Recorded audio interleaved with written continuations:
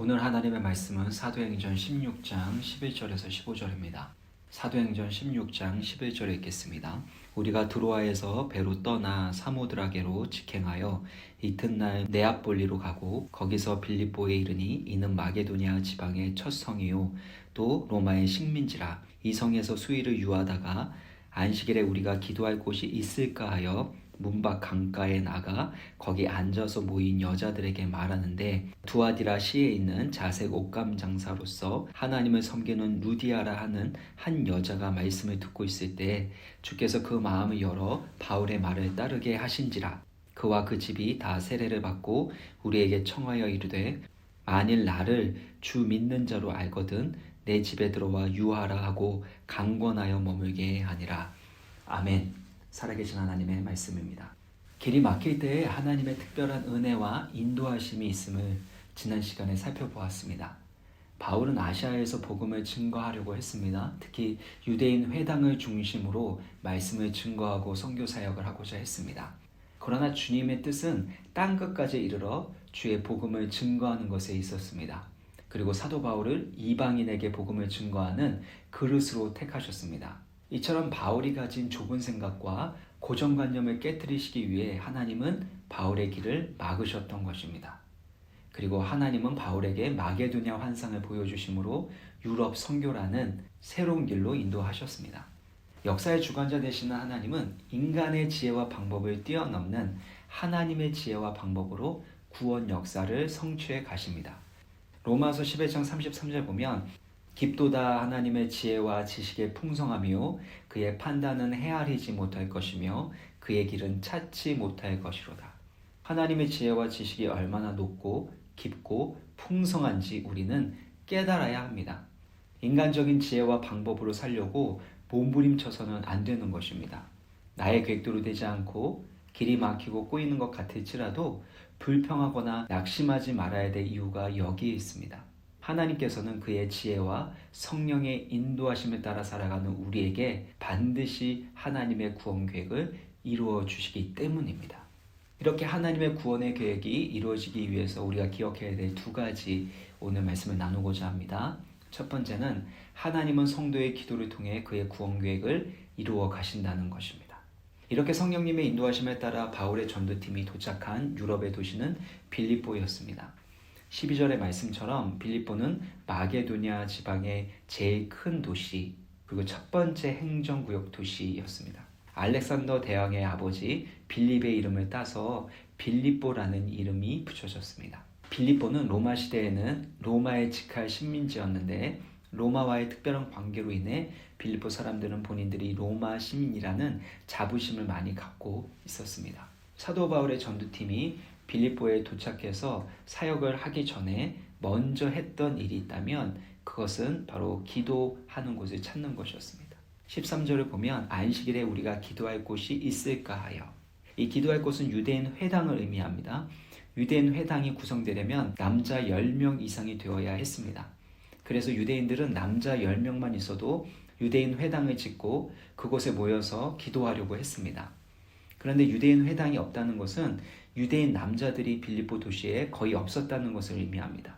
그 이유는 아마도 로마 황제 클라디우스가 로마에서 유대인들을 다 쫓아내는 정책을 펼칠 때, 그때 이 로마의 특별 식민 도시였던 빌립보도 로마의 정책에 따라 유대인들을 쫓아냈기 때문인 것으로 보입니다. 아무튼 사도 바울과 그 선교팀이 유럽 선교를 시작하면서 먼저 한 것은 기도할 장소를 찾았다는 것입니다. 바울의 삶과 사역의 출발점이 기도였습니다. 우선순위 역시 기도였습니다. 왜냐하면 기도할 때 하나님의 역사가 이루어지기 때문이라는 것입니다. 베드로와 요한이 태어나면서부터 못 걷는 사람을 나사렛 예수 그리스도의 이름으로 일으켜 걷게 했습니다. 이 놀라운 사건이 일어난 때가 언제인가 하면 베드로와 요한이 기도하러 성전에 올라갈 때였습니다. 안진뱅이가 일어난 놀라운 기적이 일어난 이후에 베드로가 하나님의 말씀, 복음을 증거했을 때 남자만 5,000명이 예수님을 믿게 되는 놀라운 구원의 역사도 일어났습니다.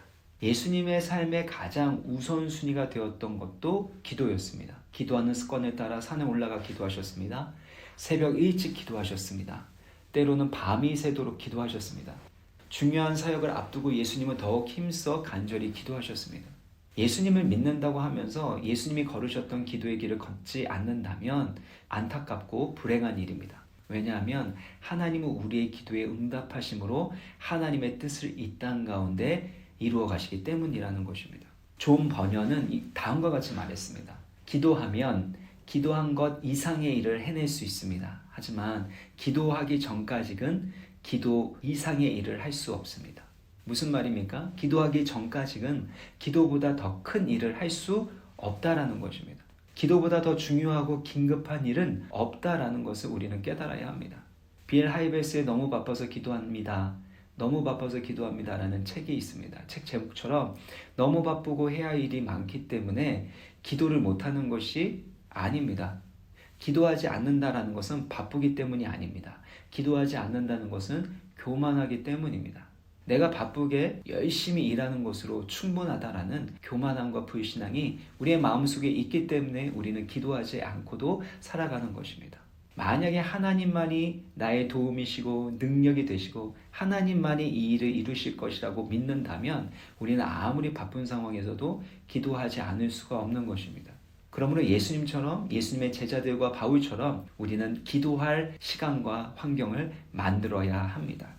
시편 145편 16절에서 17절에 보면 여호와께서는 자기에게 간구하는 모든 자 곧 진실하게 간구하는 모든 자에게 가까이 하시는도다. 하나님께 간구하는 모든 자, 진실하게 간구하는 모든 자를 가까이 하십니다. 그는 자기를 경외하는 자들의 소원을 이루어 주신다고 말씀합니다. 또 그들의 부르짖음을 들으사 구원하시겠다라고 말씀하고 있습니다. 하나님이 이처럼 진실하게 간구하는 자를 가까이 하시고 그의 소원과 부르짖음에 응답하심을 믿으시길 바랍니다. 두 번째, 우리의 모든 일 속에 하나님의 섭리와 주권적인 인도하심이 있습니다.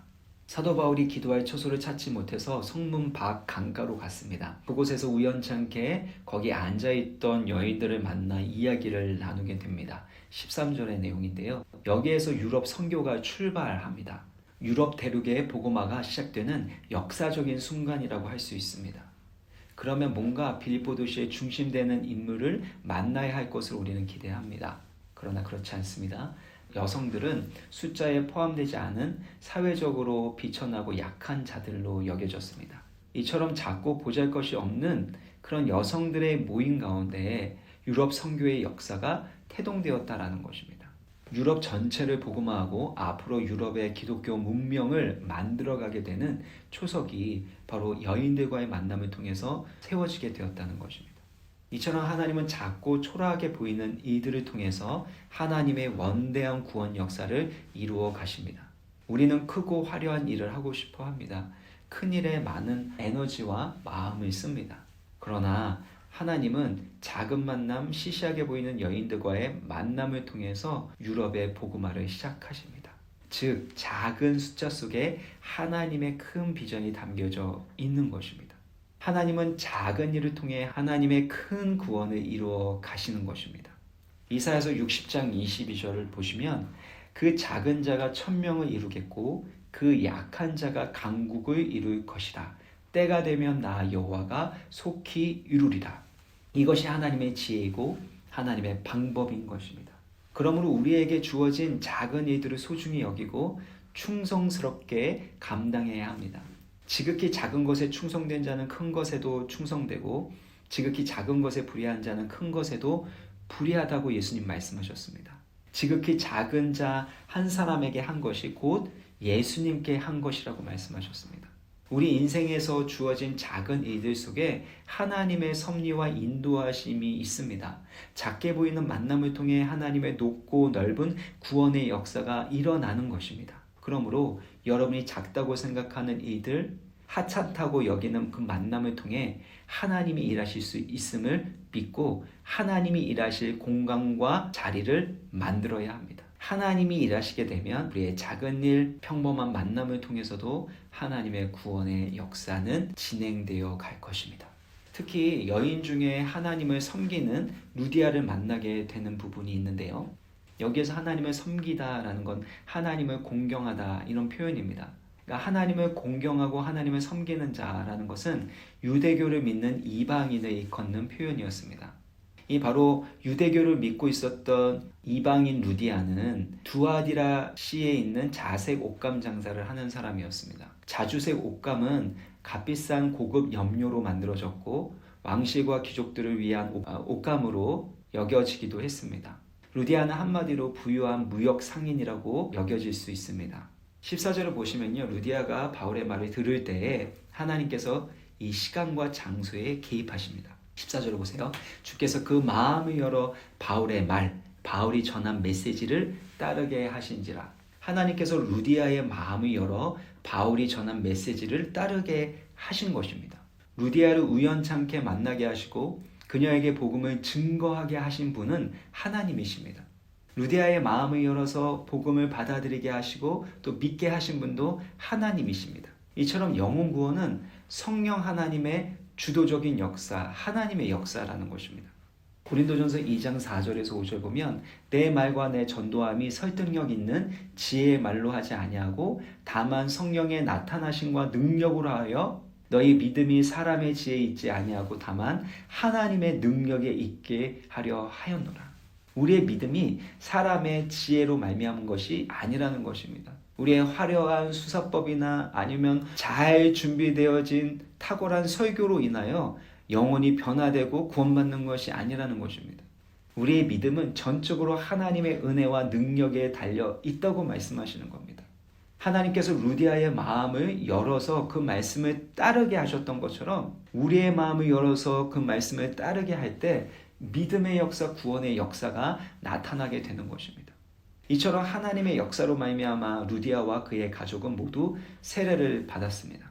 루디아의 가족은 빌립보 교회의 창립 멤버가 되었고 그들은 빌립보 교회가 유럽 선교의 전초기지 역할을 잘 감당하는데 영적으로나 재정적으로나 협력과 섬김을 아끼지 않았던 것입니다. 하나님의 나라와 사명을 위해 필요하다면 하나님은 루디아와 같은 사람을 만나게 하십니다. 저도 제 인생 가운데서 루디아와 같은 사람들을 만나게 하셨습니다. 그 만남을 통해서 하나님이 어떤 일을 행하실지는 그땐 몰랐습니다. 제 인생의 결정적인 역할을 해줄 거라고 전혀 생각하지 못했습니다. 그런데 그 만남을 통해서 하나님은 결정적인 하나님의 뜻을 이루어 가셨습니다. 물론 그 사람을 의지하고 기대할 때는 그 사람은 아무 일도 하지 않았습니다. 사람을 의지할 때는 그 사람은 날 도와주지 않았습니다. 하나님은 사람을 통해서 만남을 통해서 일하시지만 결단코 사람을 의지하기를 원하지 않으십니다. 중요한 것은 성령의 인도하심에 따라 사명을 따라 살아가고 있는가라는 것입니다. 만일 그렇게 살아가고 있다면 우리 인생에서는 우연은 없습니다. 우연처럼 보이는 것들 속에 하나님께서는 개입하셔서 그 모든 것들을 필연적으로 연결하시고 하나님의 구원의 계획을 성취해 가시기 때문입니다. 구약 성경 룻기를 보면 나오미는 모압 땅에서 모든 것을 잃어버리고 큰 고통과 슬픔 가운데 베들레헴으로 돌아옵니다.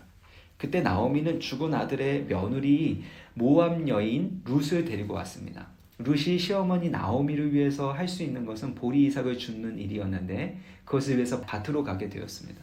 룻이 우연히 엘리멜렉의 친족 보아스의 밭으로 가게 되었습니다. 우연히 가게 되었다는 표현이 2장 3절에 나오게 됩니다. 그리고 때마침 보아스가 그 밭에서 룻을 만나게 됩니다. 2장 4절에 보면 마침이라는 표현이 나옵니다. 그러니까 우연처럼 보입니다. 그러나 이 모든 것 가운데는 하나님의 주권적인 섭리와 인도하심이 있는 겁니다. 그래서 우연은 없습니다. 모든 것이 하나님의 지혜롭고 주권적인 섭리와 인도하심 가운데 이루어지게 되었고 이 룻과 보아스가 만나서 이룬 가정을 통해 태어난 아들이 오벳이었는데요. 오벳에게서 이새가 태어나고 이새에게서 다윗이 태어나게 됩니다. 그리고 이 룻기는 다윗의 족보로 마무리가 돼요. 무엇을 의미하는 것인가요? 어떤 메시지를 주는 것입니까? 룻의 작고 평범한 가족 이야기로 보이지만 하나님은 이 오벳이 태어나고 또 그를 통해서 다윗이 태어난 이를 통해 영적인 암흑기였던 사사시대가 종식되게 되고 하나님의 통치가 구현되는 바로 하나님의 구원의 역사가 일어나게 되었다는 것입니다. 그리고 바로 이 룻의 가정에서 더 나아가 온 인류를 구원하는 예수 그리스도가 태어나게 되었다라는 것을 보여줍니다. 작게 보이고 평범하게 보이는 이들을 통해서 하나님의 구원의 계획이 성취되어 가고 있는 것입니다. 이처럼 성령의 인도하심에 따라 사명에 따라 살아간다면 우연은 없는 것입니다. 믿음으로 기도하는 사람에게는 우연은 없습니다. 때로는 우리가 원하지 않는 일이 일어날 수 있습니다. 하나님이 기뻐하시지 않는 일들이 일어날 수 있습니다. 원수의 공격이 있을 수 있고 원수의 참소함이 있을 수 있고 때로는 일이 꼬이고 때로는 막히는 것처럼 보일 수 있습니다. 그러나 성령의 인도하심에 따라 사명에 따라 기도함으로 살아가는 자에게는 모든 것이 필연적으로 연결이 되고 결국에는 하나님의 뜻과 구원을 이루어 나가는데 쓰임받게 된다는 것입니다. 말씀을 마무리 짓겠습니다. 하나님은 주권적으로 주도적으로 하나님의 구원의 계획을 이루어 가십니다. 이 일에 우리를 초청하시고 우리를 통해 하나님은 그 일을 행하시기 원하십니다. 그러므로 무엇보다 기도하기를 힘써야 됩니다. 기도가 가장 중요한 우선순위임을 기억하고 함께 기도할 시간과 환경을 만들어야 합니다. 기도하기 전까지는 기도보다 더 큰 일을 할 수 없습니다. 그러나 기도하면 그 기도함과 순종을 통해 기도보다 더 큰 하나님의 구원의 역사가 일어나게 될 줄 믿습니다. 뿐만 아니라 유럽 대륙의 복음화의 시작이 사회적으로 연약하고 보잘것없는 여인들을 통해서 바로 이 여인들과의 만남을 통해서 태동되었음을 우리는 기억해야 합니다. 하나님은 꼭 필요한 사람을 만나게 하시고 그의 마음의 문을 열어서 구원 역사를 이루어 가시는 것입니다. 그러므로 성령을 따라 사명을 따라 살아가는 우리에게 우연은 없으며 모든 것들이 필연적으로 연결되어 하나님의 뜻을 이루는 것을 믿으시길 바랍니다. 작은 일들을 통해 하나님의 큰 역사가 이루어지고 평범하게 보이는 만남과 일을 소중하게 여기게 될 때 하나님의 비전이 이루어지는 복된 사명자의 삶을 살아가시기를 주의 이름으로 축복합니다. 다 같이 기도하시겠습니다. 역사의 주관자 되시는 살아계신 하나님 아버지, 우리의 인생을 향하신 하나님의 목적과 뜻이 이루어질 수 있도록 계속해서 우리 가운데 말씀하여 주시고 우리의 삶을 붙드시고 가장 선한 길로 인도하여 주셔서 감사합니다. 눈에 보이든 눈에 보이지 않던 느껴지던 느껴지지 않던 상관없이 하나님께서 신실하게 우리의 삶을 계획하시고 인도하심을 온전히 신뢰하게 하여 주옵소서. 성령의 인도하심에 따라 말씀에 따라 살아가게 되어질 때 하나님이 예비하신 가장 귀한 만남들을 갖게 하여 주시고 그 작은 만남이라고 여겨지는 그 만남과 작은 일들이라고 여겨지는 그 일들을 통해 하나님의 구원의 역사가 이루어지는 것들을 풍성하게 체험하게 하여 주옵소서. 사람의 지혜가 아닌 하나님의 지혜로 살게 하여 주시고 사람의 능력이 아닌 하나님의 능력으로 살아갈 수 있도록 기도의 능력으로 무장시켜 주시옵소서. 기도의 능력을 덧입게 하여 주옵소서. 성령의 인도하심에 따라 말씀에 따라 살아가게 되어질 때 하나님이 예비하신 가장 귀한 만남들을 갖게 하여 주시고 그 작은 만남이라고 여겨지는 그 만남과 작은 이들이라고 여겨지는 그 이들을 통해 하나님의 구원의 역사가 이루어지는 것들을 풍성하게 체험하게 하여 주옵소서. 진실로 하나님을 의지하게 될 때 우리를 가까이 하시고 우리의 부르짖음에 응답하여 주시는 하나님의 선하심과 신실하심을 더 풍성하게 체험하게 하여 주옵시고 우리의 삶에 있는 모든 일들이 필연적으로 연결되어 하나님의 뜻이 이루어지는 것을 보게 하여 주옵소서. 생사화복의 주관자 되시는 생명과 소망의 이유가 되시는 예수 그리스도의 이름으로 기도합나이다. 아멘.